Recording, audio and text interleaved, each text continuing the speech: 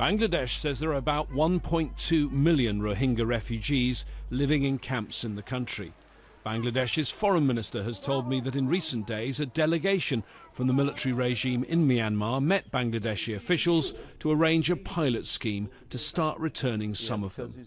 The area they come from, that area is relatively okay, but if they go back, if they go back, they can help stabilizing the situation. After all, they are Myanmar people.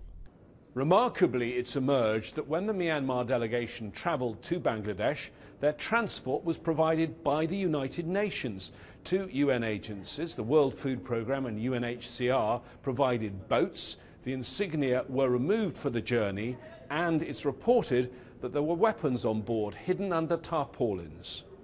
When I spoke to the UN's Special Envoy for Myanmar about all of this, she restated the organisation's long-standing position that no refugees should be sent back until there are conditions which are conducive to their voluntary, dignified and safe return. And we are not satisfied that those conditions are there at this particular time. The generals who carried out a coup now seem to, at least on one occasion, have a navy, and that navy is the United Nations. That must worry you. Well, if they had consulted me, I would have stopped it.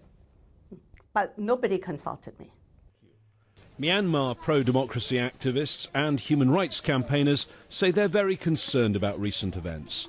The use of UN boats would appear to be a breach of the organisation's neutrality, and they say the UN shouldn't be doing anything to facilitate the return of refugees because conditions remain too unsafe.